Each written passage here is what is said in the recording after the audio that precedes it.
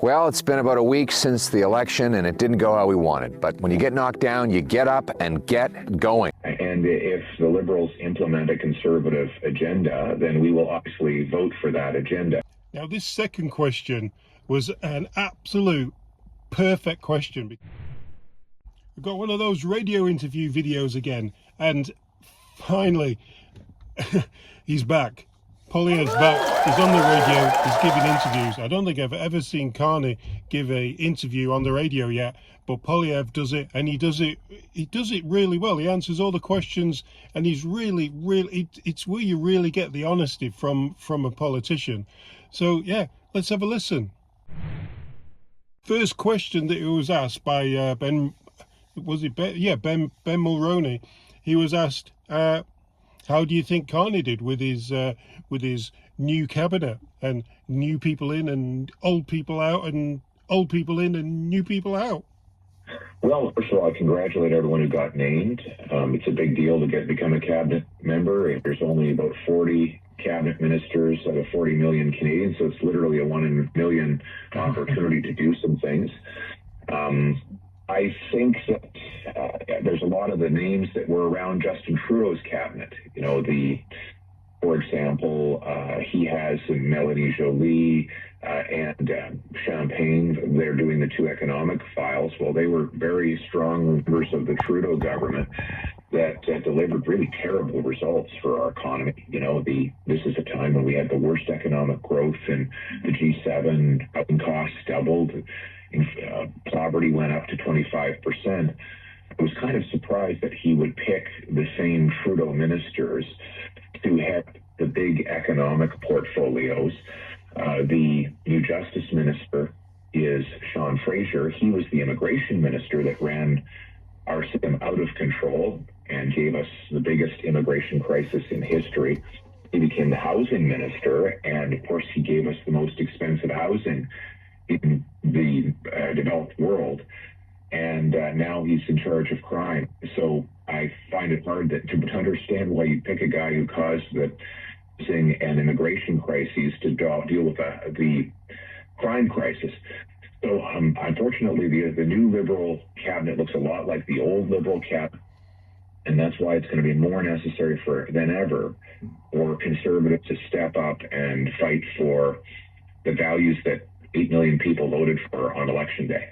Now, this second question was an absolute perfect question, because what's happened, how Carney won the election, is by using Conservative ideas. He basically stole most of the Conservative ideas and ran on them for the election.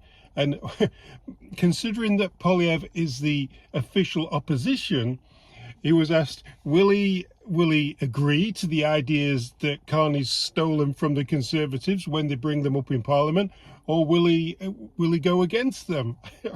Brilliant question. Well, it will be, if they put forward our agenda, then we would vote for our agenda, of course. And we've been, as Conservatives, leading the national debate on carbon tax, inflation, housing, crime, drugs, natural resources. I mean, you know, the positions that we took over the last 3 years, they were, you know, seen as far out there until we came along and won the debate. And so now everyone claims to agree with us. And if the Liberals implement a Conservative agenda, then we will obviously vote for that agenda. But if they continue down the same path of radical government spending, money printing, indebtedness, soft on crime, liberalized drug laws, then we oppose those things. So, you know, it's like Lincoln said, I stand with a man when he stands right, and I stand against him when he stands wrong. So Poilievre, as we know, is running for a position in Alberta, and he was asked, what do you think of Carney's positions, that is the people that he's put in position for environment and for natural resources? He was asked, what's his opinion of those positions that Carney's filled? I don't know a lot about the new resource minister because he is new to politics, so I hope that he works out. He's a good guy, and I'll support him in any way I can to get pipelines built, the mines dug, eliminate the anti-development laws like C-69, the energy cap, the industrial carbon tax, and the list goes on. But so wait and see what he does. Then you've got the environment minister. She has, unfortunately, a background as opposing our oil and gas sector. She calls it the tar sands rather than the oil sands. She has been a strong supporter of banning plastics and other essentials of our modern economy. And so we're concerned. Frankly, the Premier of Alberta has said that she's worried that this new appointment could be a real disaster. But it will depend on whether she governs based on her past statements or whether she's changed tack. And I hope that the latter is true. Yeah, I don't think leopards change their spots that quickly, do you? I think that's going to be a bit of a battle between the Alberta Premier Smith and the Environment Minister. There's going to be some disagreements there.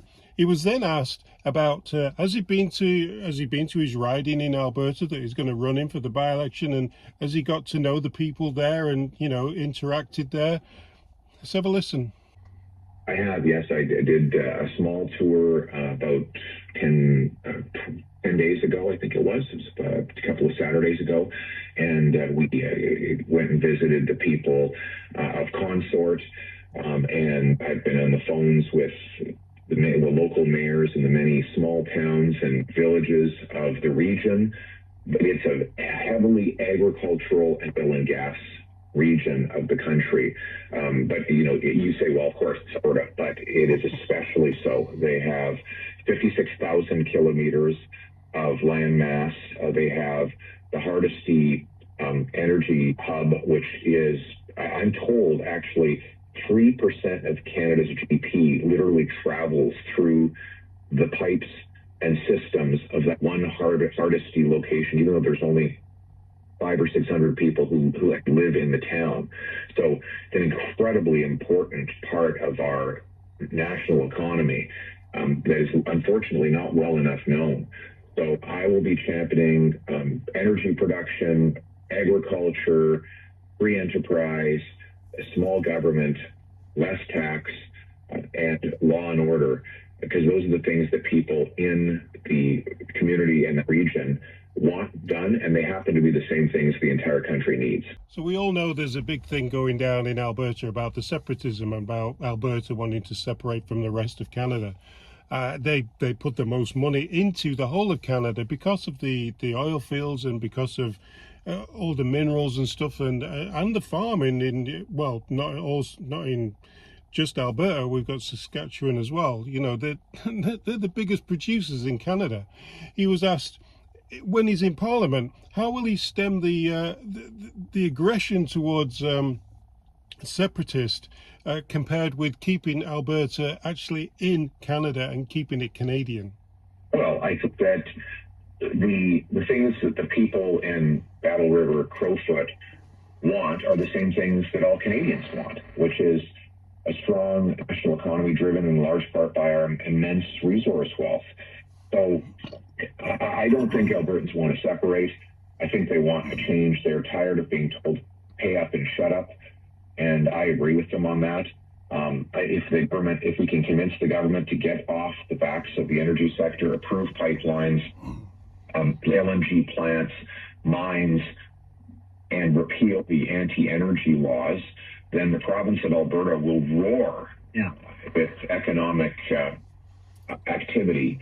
And I think the people will say, wow, this country works for us again. So that's what I'm going to try to do. Let's unite the country by doing the things that are not just good for the whole country, but also for people who live in the communities across Battle River, Crowfoot, and the province of Alberta. Well, it's been about a week since the election, and it didn't go how we wanted. But when you get knocked down, you get up and get going. Hope you enjoyed that, guys. I was pretty lucky just to catch that. I was just in between jobs, and it came up. I managed to stop, get the interview, just do the inserts, and there you have it. He's back. Poilievre's back. He's back on the radio. He's back doing his interviews. He's back. And once we get Parliament open and he's back in there, and well, no, he won't. It'll be Scheer, won't it? But yeah, when we get Scheer in there, with the talking points that Poilievre wants to put over, that's going to be some fun times. Anyway, see you on the next one, guys.